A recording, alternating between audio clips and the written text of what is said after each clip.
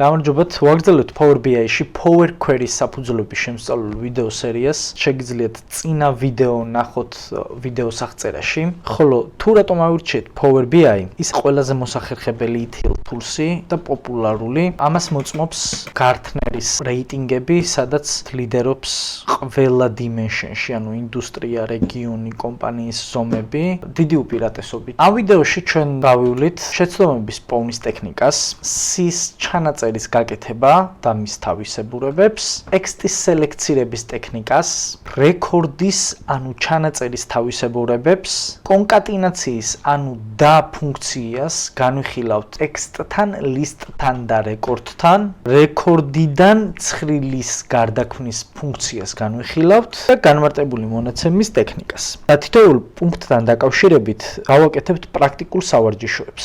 შეცდომების პოვნის ტექნიკა, ანუ error handling-ი, ეს ძალიან ცნობილი მეთოდია, ზოგადად კოდის ან query-ის წერის დროს. M language-ში იყენებენ try otherwise ფუნქციას, რომელიც შეესაბამება Excel-ში არსებულ if error ფუნქციას. Error handling-ი ჩვენ შეგვიძლია ავირიდოთ შეცდომის evaluation-ი, ანუ ხელახალი განმეორება და ასევე რაც თავია, შეცდომის ველები შეგვიძლია ჩავანაცვლოთ ნულით, რომელთაც შევინარჩუნებთ სხვა ველებში სწორ მონაცემებს, რათა არ გაგვიფუჭოს მთავარი დაანგარიშება. მოდი განვიხილოთ მაგალითი. მოცემული გვაქვს ესეთი ცხრილი, რომელსაც მოვთხოვ რომ დაფორმატდეს date ფორმატში. ამისთვის დამჭირდება ეს. რახან ფუნქცია ფრჩხილებში უნდა ჩავსვა. წითელი აღნიშნავს ყოველთვის რომ არავალიდური არის სვეტი. აქ უკვე განვახორციელოთ try otherwise ფუნქცია.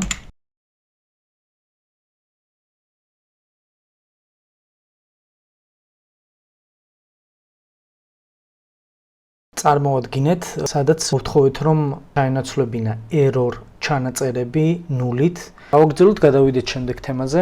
სის ჩანაწერის ტექნიკა გულისხმობს curly bracket-ში ბრჭყალებით გამოყოფილი იყოს ელემენტები. ეს არის ერთ განზომილებიანი. ანუ არის სათაური, მაგალითად red pank არის ამ სის აღნიშნული ცვლადობა, ხოლო თვითონ სია არის უკვე ბრჭყალებით წარმოდგენილი და მას აქვს ათვლა zero based index-ით. ანუ მაგალითად შემდეგ მოთხოვნაში აი first red სადაც უწერია ნულით გამოტანა მოხდება პირველი სის პირველი ელემენტის, ანუ ფრანკის. ხოლო თუ კითხვის ნიშანი მიეთითა ისეთ არავალიდურ მოთხოვნას, მაგალითად ამაში არის 0, 1, 2. ხოლო თუ 5 მოვთხოვეთ და კითხვის ნიშანი გამოიტანს 0-ს. მოდი ეს ახლა გავივარჯიშოთ ამეების გაკეთებით Power Query-ში.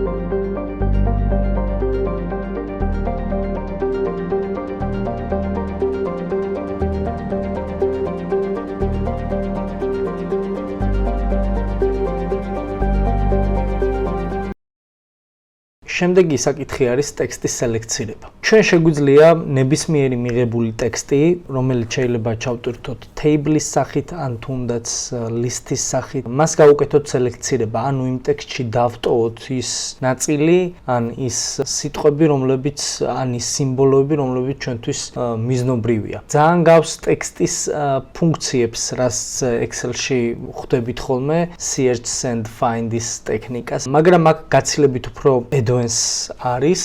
აი მაგალითად ამ ნაწილში არის მიღებული ტექსტი, კოდი უბრძანებს რომ აირჩიოს მარტო A-დან Z-მდე ნებისმიერი, როგორც capital letter-ი, ასევე low case-ი, ასევე დატოვოს 0-დან 9-მდე დამატებითი სხვა სიმბოლოები და იმდაგვარად წარმოადგინოს. მოდი ეს ახლა გავაკეთოთ პრაქტიკულად.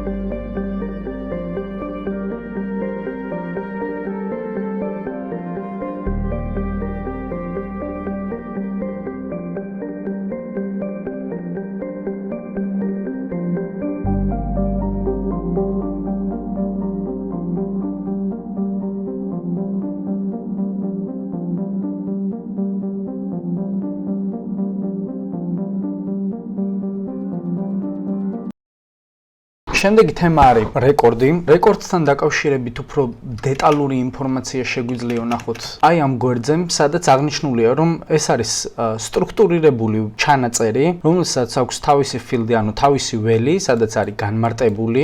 შეიძლება იყოს string-ი, ანუ ტექსტი, ინტენჯერი, ლოგიკა. ხოლო რაც შეეხება თვითონ წერის ტექნიკას, ის შემოიფარგლება ესეთი კვადრატოვანი ფრჩხილით. მასთან დაკავშირებული ფუნქციები არის ეს record from list, date to record და ასე შემდეგ. ეხლა ვნახოთ თუ როგორ იწერება პრაქტიკულად და ასევე გავაკეთოთ პატარა პროექტი თუ რეკორდის დახმარებით როგორ შეგვიძლია წამოვიღოთ JSON ფაილიდან ეს open data protocol, რომელზეც რესურსები მოგვეპოვება აი ამ საიტიდან. ამის მეშვეობით როგორ წამოვიღებთ. ხოლო რაც შეეხება თვითონ web content-ის ფუნქციას, ამ შემთხვევაში ვიყენებთ header-ის ფუნქციას. ეს ცოტა რთული თემაა, ეს არის scraping-ის ნაწილი, რომელზეც უფრო მეტი თუ და გაინტერესდებათ არის ესეთი რესურსი REST API და მოდი ახლა გავაკეთოთ სავარჯიშო.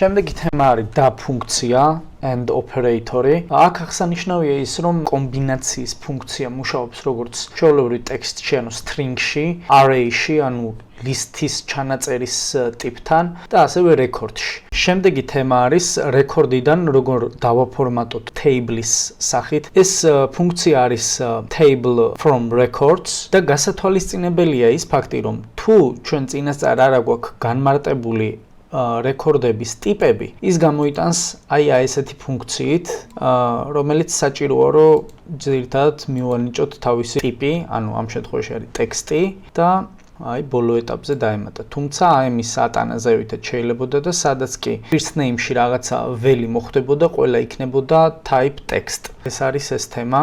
შემდეგი თემა არის user define, ანუ რაც წინაზე ვთქვით, წინასწარ თუ განუსაზღვრეთ records იმ ველების ტიპები და შემდეგ ჩამოვაყალიბეთ ტიპებში უკვე ლისტის სახით ელემენტები, რომ შეიქმნას საბოლოო ჯამში უკვე table. არის ესეთი მეთოდოლოგია, ესე ვთქვათ, ფრჩხილებს გარეთ არის გატანილი ეს first name, last name, შემდეგ ის არის განმარტებული და შემდეგ ის არის უკვე table-ად დაფორმატებული და გამოტანილია ესეთი სახით.